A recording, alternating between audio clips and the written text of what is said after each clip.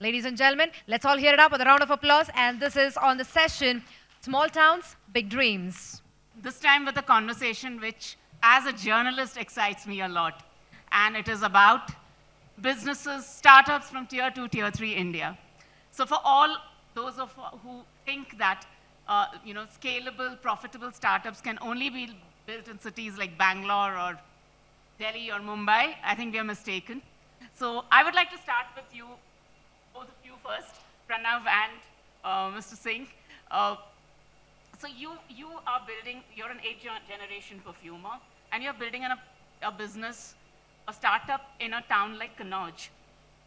Did you ever imagine, did you ever believe that, being headquartered in a small town would actually go against you? Not really, because Kannauj, as we know, or for most of you who don't know, is an ancient city. Perfumery in Kannauj has been going on for about 3,000 years. So being born into a family that has also been in the business for 200 years has given me nothing but pride. And I just felt that it's time that the world knew about it. Because when Grass calls itself the perfume capital, where was the competition? And we didn't get the memo. So the whole point is to kind of put this out there, and I take immense pride, and I never thought for a second that it's going to be a challenge to put Kannauj out there. Interesting. Mr. Singh, it'll be interesting to hear from you as to, of course, you build the entire supply chain.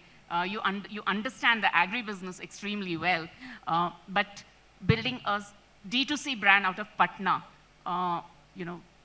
what really was the rationale?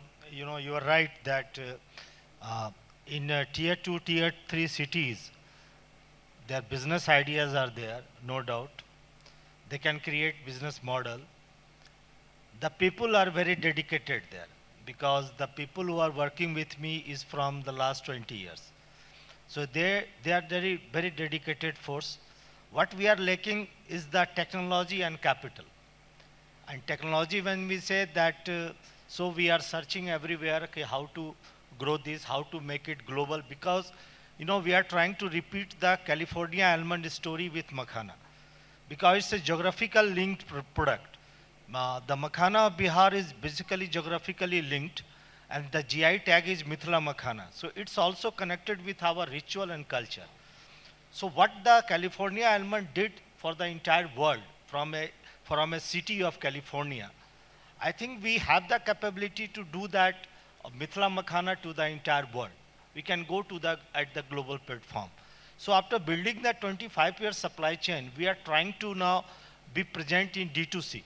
We have supported lots of industry who are running these days in the snacks industry and other things. We are the behind the scene player. But now we are coming forward, and we are trying to make it with a global presence. Interesting. Coming to you, Kannan, you've been investing a lot. Of course, your definition of small town is, it's any town, any city or town which is beyond a Bangalore or Mumbai, right? But you're also investing in businesses like Rosanna, which is a rural distribution business which targets the tier 2, tier 3 consumers. So what really is the rationale and behind investing particularly in businesses which cater to those markets? So specifically on Rosanna, what they're trying to build is, for want of a better definition, something like the Flipkart for rural markets. And we thought that was an audacious goal. They already had a working model, and when we went to visit the operations, we saw the kind of traction that model was having. We found, you would think, and this is really not in the prosperous districts of India, this is in the less prosperous districts and in the very small villages. I mean, I worked for years with Hindustan Lever, and Hindustan Lever prided itself on its reach into rural markets. These were villages that Hindustan Lever wasn't getting into. And when we talked to shoppers on Rosanna, we found that we think there would be a shortage of money, but actually there's a shortage of supply. There were a lot of things that consumers wanted to buy, but physical availability constrained them from buying. And with the increase in the reach of different kinds of media, aspirations are there everywhere. And therefore, people said, we want to buy pizzas. Can we buy burgers? We want to get, special types of clothes. So the aspiration for a lot of things that people could buy, but couldn't buy, and that we felt that Rosanna was perfectly filling that void in the gap in the market, and that we thought was a great place to invest in. Coming to you, Pranav, you're not building a D2C business, right? Your approach is quite different. You're a startup, but you are kind of incubating other smaller startups and trying to give them a global, take those brands, take the Indian perfume narrative to the luxury capitals of like Paris and Milan. So what really was the idea? Why didn't you think of building your own D2C brand? I mean, I'm literally going against the tide with this, where the whole world is going towards D2C, and me with having the legacy and the backdrop and everything not going forward was mostly because I feel like, for me personally, it's about creating impact. And the reason why I'm getting into acquisition is because if I have to put Kannauj, which is, like I said, it is the ancient perfume capital, at par with a Milan or a Florence or a Paris or a New York, then it is about having multiple brands on the platform.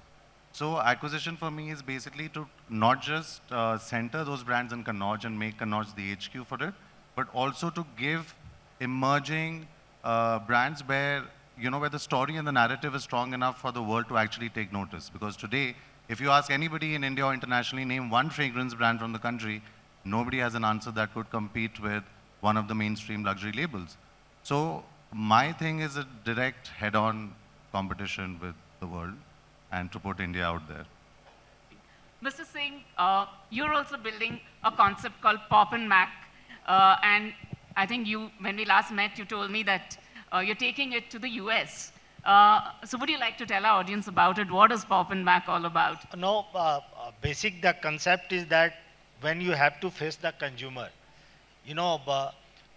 when we are entering into the consumer front, there is not only D2C product which is rooted in our ritual culture and how we use these value-added products, but we are also coming in two fronts.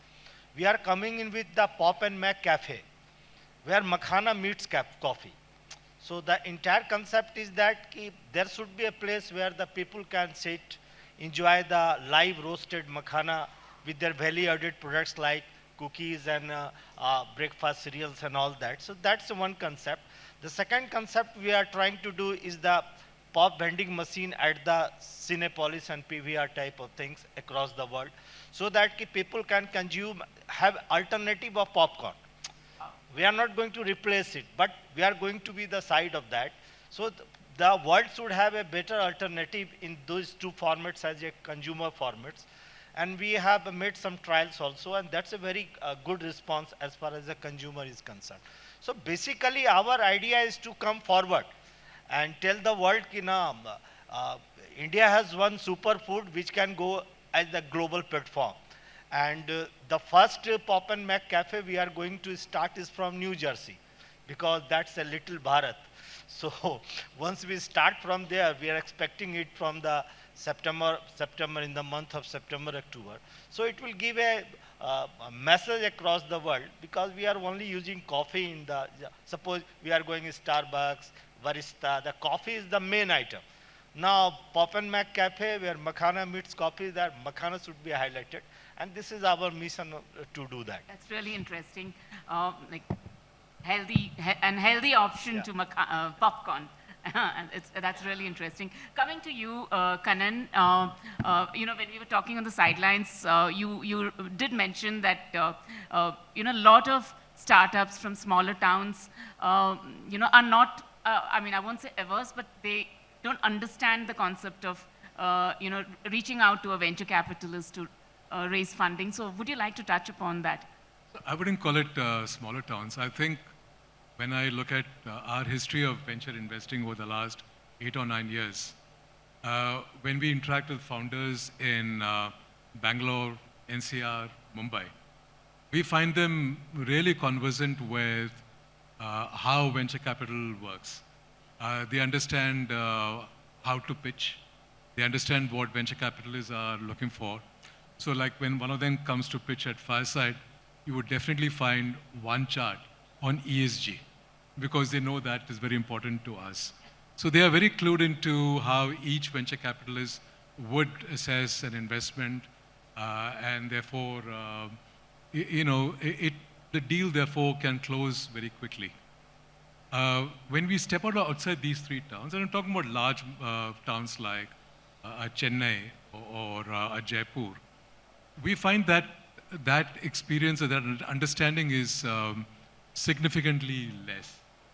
And I think it's a lot to do with the fact that in these three big venture capital markets, there is a strong founder network.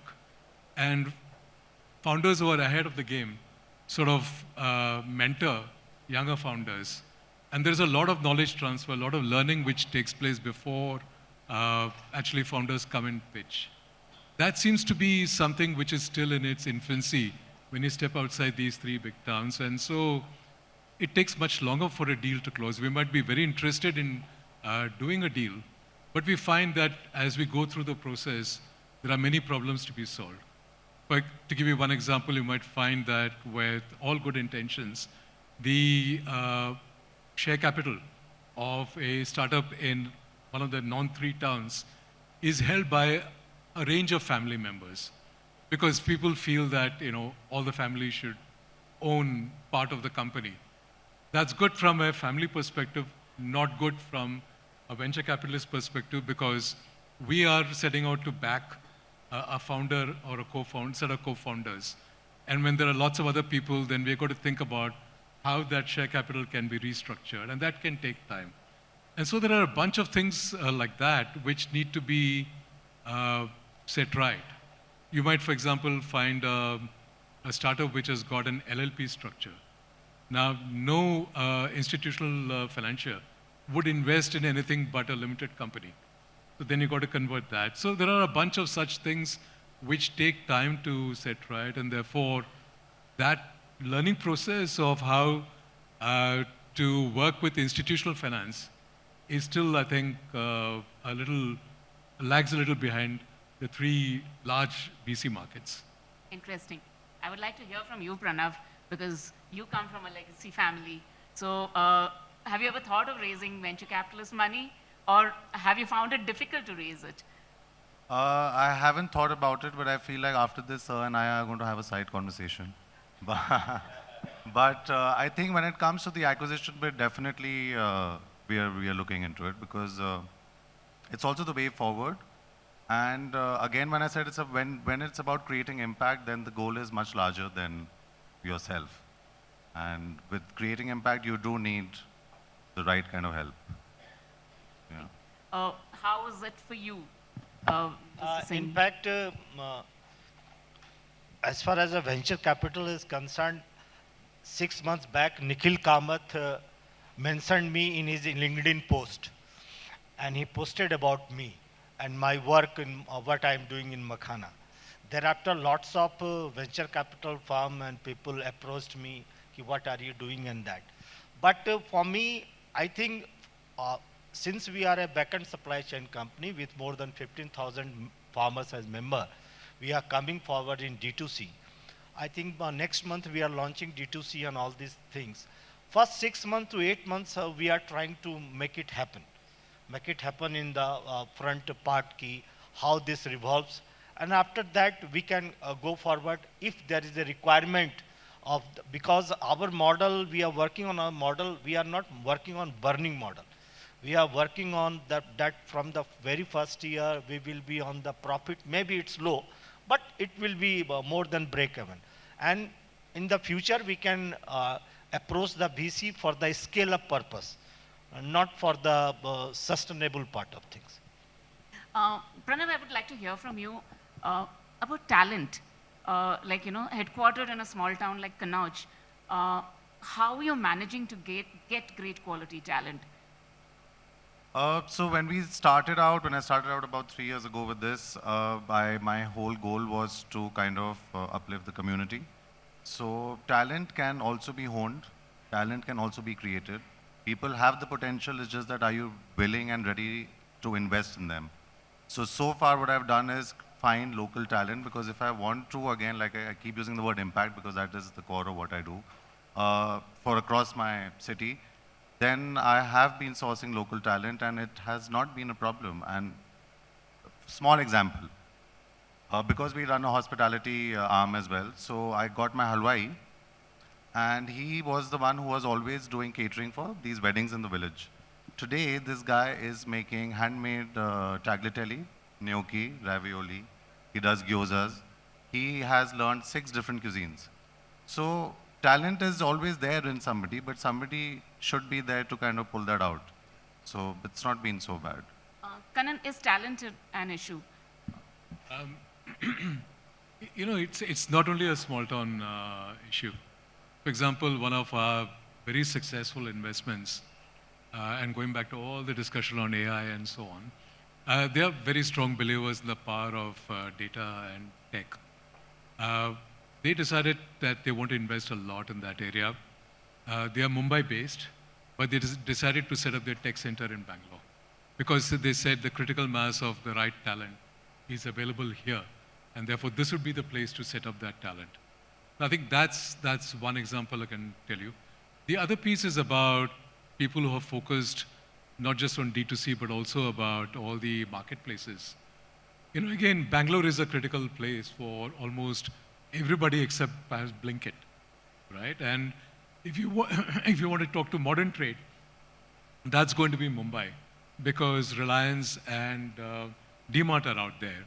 Sooner or later, if you want very close contact with all these guys, you need to cite people who are willing to live in Bangalore or live in Mumbai to be able to manage those relationships effectively. So I think it's the talent migrates to where there are going to be more opportunities of a similar kind. And that's the way I think I would position the talent question. Mr. Singh, coming to you, you're launching your D2C brand. It'll be interesting to hear from you as to how you're disrupting you're in the good for you space. So, and there are a lot of other categories which are in the good for you space. So how are you looking at disrupting that category? No, basically, that any commodity business, you have 3 issues. One issue is the non-transparent approach of prices of commodity.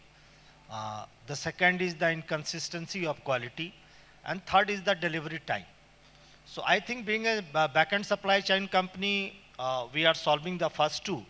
And for the delivery, we are setting up the fulfillment center across the globe. In India, we are setting 26 already we have set up. And the 10 we are setting up at the global front. One in California, Netherlands for European Union, Dubai for Middle East, this. So we are trying to engage the consumer, whether it's in D2C, they can get within 30 minutes to same day, or for B2B buyers who are already on the board, they can get within 24 to 48 hours. So, I used to appreciate the Dhirubhai Ambani quotation ki supply creates demand. So I strongly believe in that. If you create proper supply chain across the globe, the demand will come, and there is no doubt on that. I would like to have the final word from you, Kannan.